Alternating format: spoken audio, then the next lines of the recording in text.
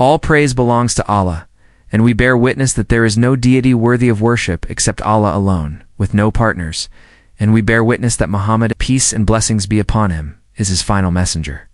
We ask Allah to send his peace and blessings upon him, upon all the prophets and messengers who came before him, upon his family, his companions, and all those who follow his blessed path until the day of judgment. May Allah make us among them. Ameen.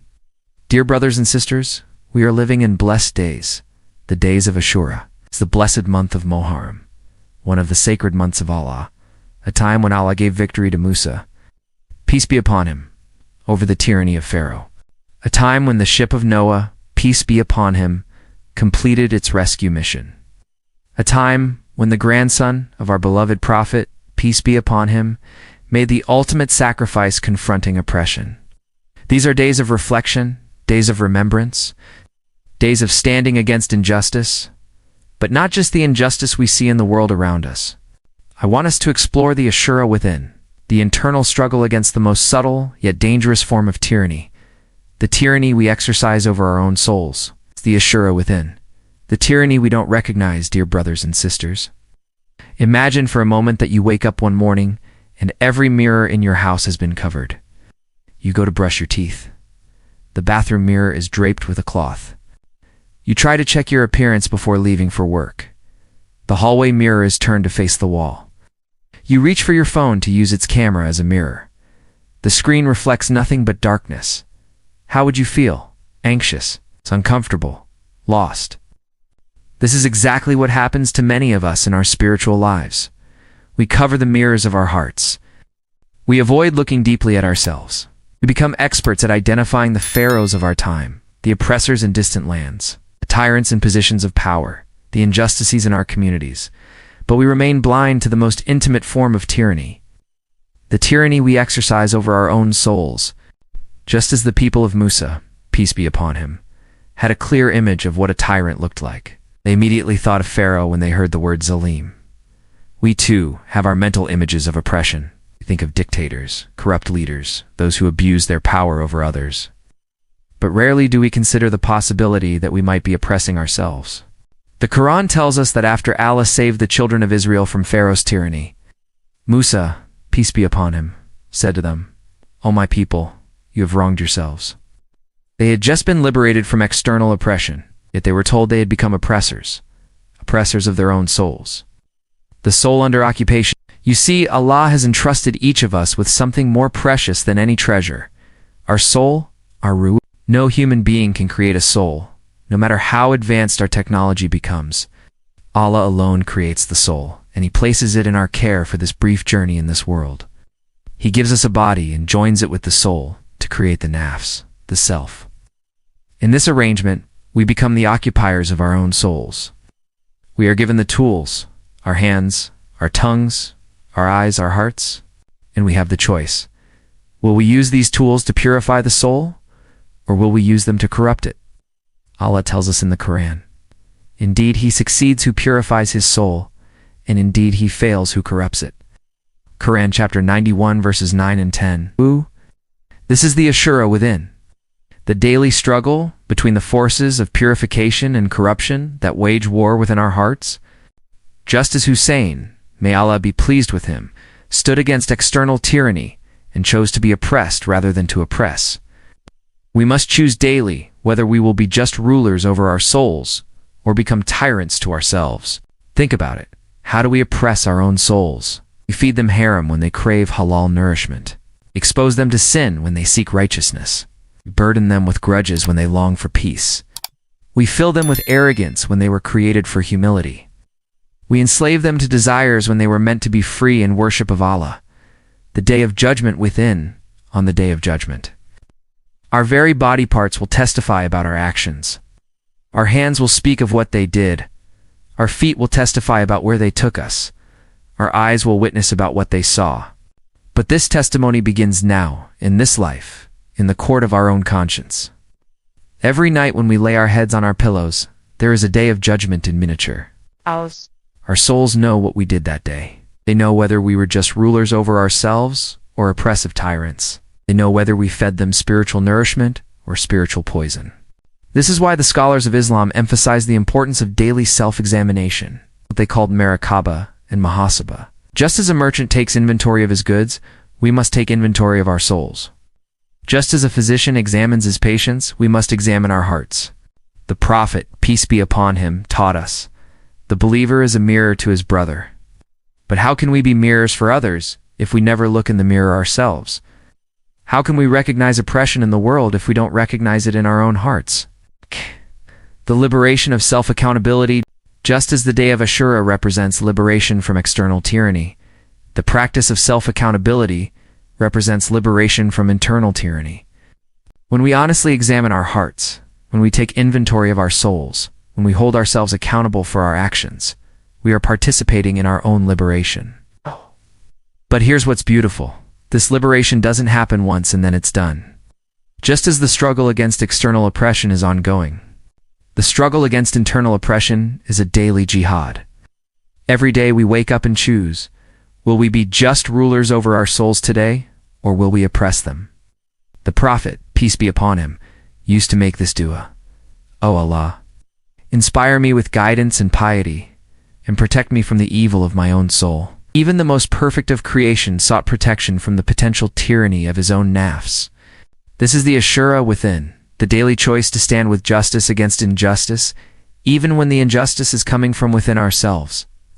It's the choice to be like Hussain, may Allah be pleased with him, who preferred to be oppressed rather than to oppress, who chose truth over falsehood, who chose principle over convenience. The lesson of the merchant's mirror. Let me tell you a story that illustrates this beautifully. There was once a merchant who was known throughout his city for his piety. He prayed 5 times a day, fasted regularly, gave charity, and was always seen at the mosque. People respected him and often came to him for religious advice. One day, during these blessed days of Ashura, he was listening to a sermon about the tyranny of Pharaoh and how the believers must always stand against oppression.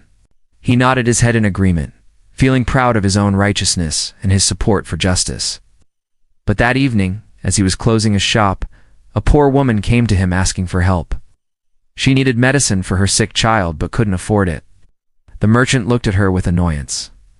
I'm tired, he said. I've been working all day. Go to the mosque. They help people like you there. As the woman walked away dejected, the merchant felt a strange unease in his heart. That night, he couldn't sleep. He kept thinking about the day's events. Suddenly, it hit him like a lightning bolt. I spent all day condemning Pharaoh for his oppression, but how did I treat that poor woman? I had the power to help her, and instead I turned her away.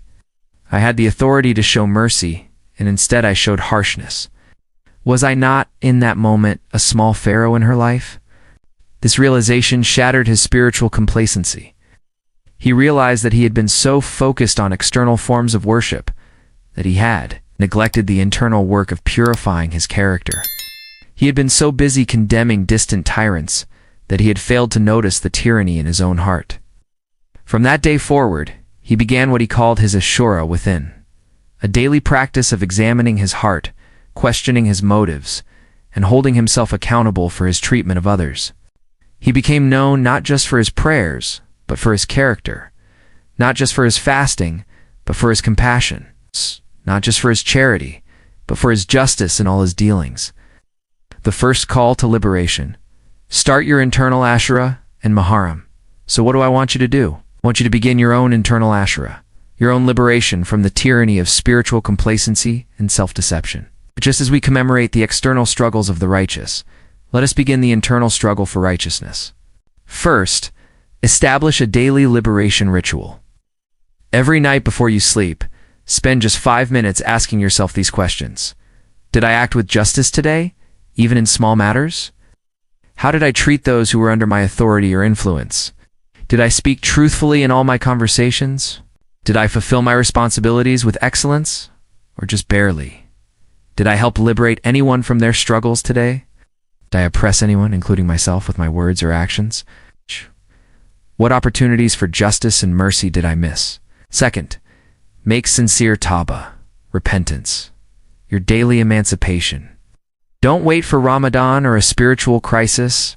Remember, the Prophet, peace be upon him, used to seek Allah's forgiveness more than 70 times a day, and he was the most perfect of creation.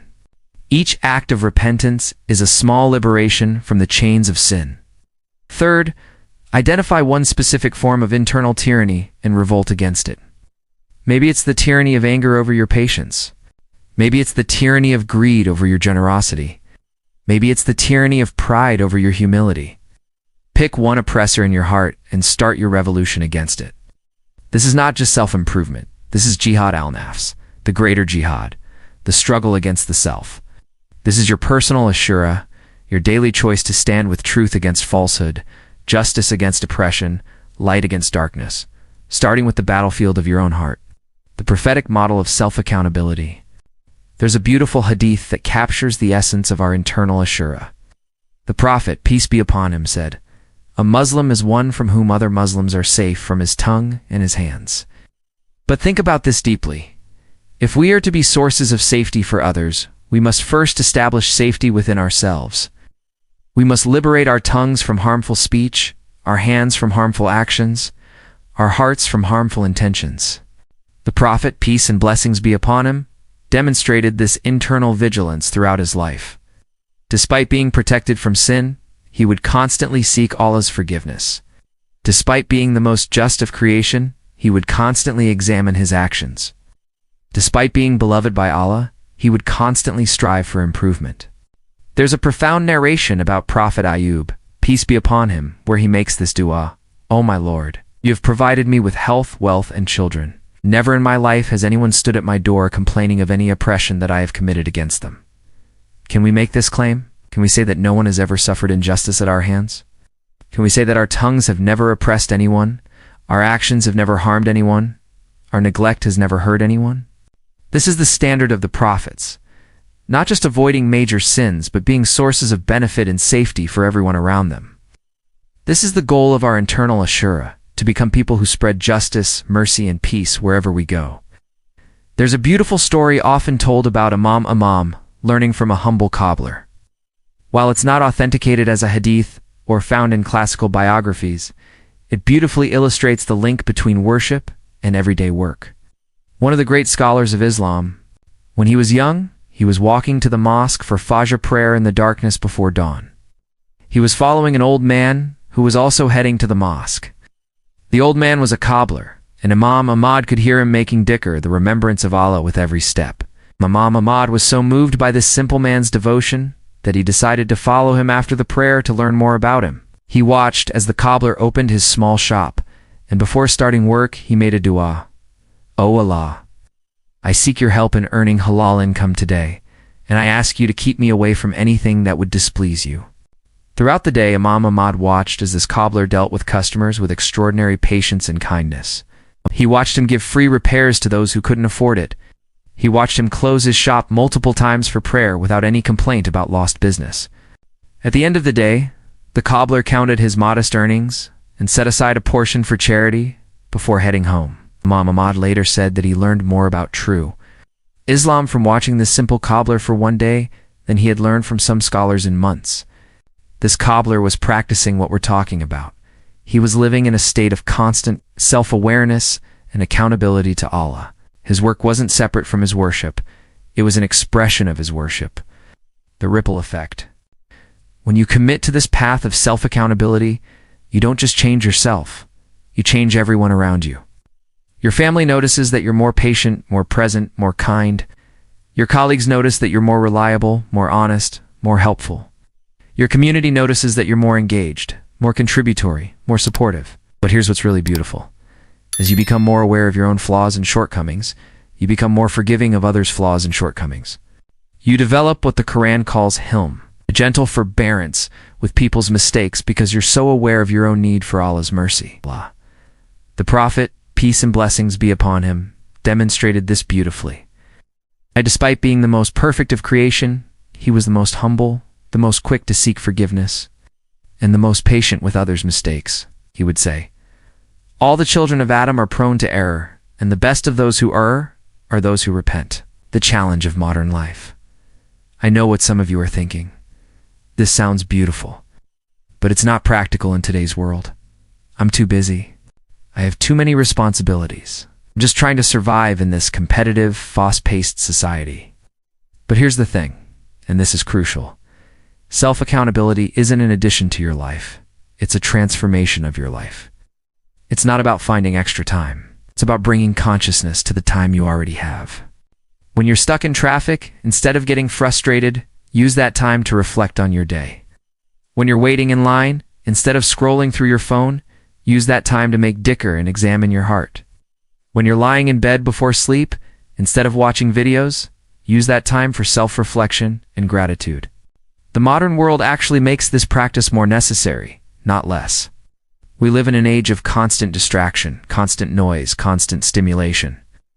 Our souls are starving for quiet reflection, for honest introspection, for genuine connection with our Creator. Social media shows us everyone else's highlight reel, making us either arrogant when we think we're better than others, or depressed when we think everyone else is better than us. But regular self-accountability keeps us grounded in reality, aware of our own journey, focused on our own growth, grateful for our own blessings, the testimony of the heart. There's a beautiful verse in the Quran where Allah says, "But whoever comes to him as a believer, having done righteous deeds, for such are the highest ranks, gardens of eternity, beneath which rivers flow, wherein they will abide forever. And that is the reward of whoever purifies himself." Quran chapter 20, verse 75 to 76. Whoever purifies himself, again, this active language. Purification isn't something that happens to you. It's something you do. It's a choice, a commitment, a daily practice. And the beautiful thing is that Allah doesn't expect perfection from us. He expects effort. He expects sincerity. He expects us to keep trying, keep striving, keep growing. Allah says, "When my servant comes closer to me by a handspan, I come closer to him by an arm's length. When he comes closer to me by an arm's length, I come closer to him by 2 arms' lengths. And when he comes to me walking, I come to him running." Every step you take towards self-accountability, every moment you spend in honest self-reflection, every effort you make to improve your character, Allah is responding to that effort with His mercy, His guidance, His love. Dear brothers and sisters, this final message isn't just a challenge. It is an invitation to join a revolution that transcends time. The Battle of Karbala wasn't just a historical event. It's a mirror for our daily struggle. Today, you hold the sword. Will you fight for your soul? My dear brothers and sisters, don't let another day pass without beginning your internal Ashura. Don't let another night go by without examining the state of your soul. Don't let another moment pass without asking yourself, am I a just ruler over my own heart, or have I become a tyrant to my own soul? This is the season of Ashura, the season of choosing sides. Will you stand with justice or injustice? Will you choose truth or falsehood? Will you liberate your soul or keep it in chains? Tonight, as you close your eyes, ask yourself, what chains am I carrying that Allah wants me to break? Maybe it is the weight of unrepented sins, the silence of neglected prayers, or the fire of unchecked anger. Whatever it is, name it, write it down, speak it aloud. This is your personal Karbala. Start tonight. Before you go to sleep, sit quietly for just 5 minutes. Ask yourself, if I were to die tonight and stand before Allah, what would I be proud of from today? What would I be ashamed of? What would I want to change? Have I been a source of justice or injustice in the world today? Then make your revolution. Kick one specific form of internal tyranny and declare war against it. Maybe it's the tyranny of anger over your patience. Maybe it's the tyranny of greed over your generosity. Maybe it's the tyranny of pride over your humility. Maybe it's the tyranny of indifference over your compassion. Whatever it is, make it your personal Karbala, your place of standing for truth against falsehood. Justice against oppression, light against darkness. Remember, Hussain, may Allah be pleased with him, could have chosen the easy path. He could have given allegiance to tyranny and lived comfortably. But he chose the harder path, the path of truth, even when it meant sacrifice.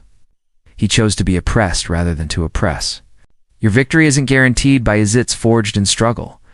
But trust this, every tear you shed in repentance, every moment you spend in self-accountability is a step toward liberation.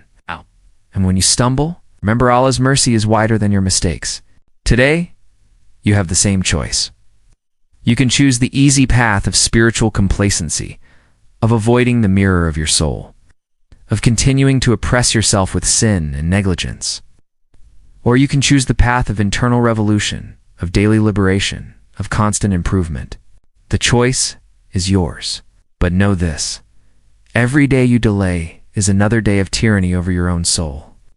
Every day you postpone is another day of injustice against the trust Allah has placed in your care. The time for your internal Ashura is now. The time for your spiritual liberation is today. The time to become the person Allah created you to be is this very moment. The promise of internal liberation, I want to end with a promise. And this promise comes not from me, but from Allah Himself. In the Quran, Allah says, "And whoever relies upon Allah, then He is sufficient for him. Indeed, Allah will accomplish His purpose." Quran chapter 65 verse 3. When you commit to this internal Ashura, when you begin the daily struggle against the tyranny of your own Nafs, when you choose to be a just ruler over your own soul, Allah becomes your helper, your guide, your supporter. You're not fighting this battle alone. You're fighting it with the help of the one who created you, who knows you better than you know yourself, who wants nothing but liberation and success for you. Just as Allah gave victory to Musa over Pharaoh, just as He saved Nuh and his followers, just as He honored Hussain with the ultimate victory of martyrdom, Allah will give you victory in your internal struggle. But you must begin. You must take the first step. You must make the choice to stop being a tyrant to your own soul. The path isn't always easy, but it's always worth it. The mirror of the soul sometimes shows us things we don't want to see, but it also shows us the incredible potential for growth, for change, for becoming the person Allah created us to be. This is your Ashura. This is your moment of choice. This is your opportunity to join the ranks of those who chose truth over falsehood, justice over oppression, liberation over tyranny.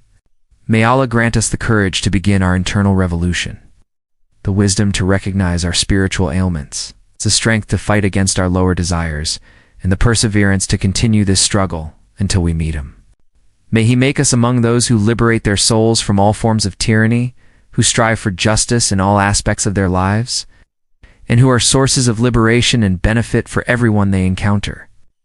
And may Allah forgive us for the tyranny we have exercised over our own souls, guide us to true spiritual freedom, and grant us success in this life and the next. Ameen ya Rabbul Alamin. Remember, the chains of your soul were never meant to last forever. Break them. The world needs your light, the Ummah needs your justice, and Allah is waiting to reward your courage. Dear brothers and sisters, I crave your support to like, comment, and subscribe to the channel for us to keep making valuable contents and great Islamic reminders. Now, go be the hero of your own story. Our Lord, grant us good in this world and good in the next world, and save us from the punishment of the fire.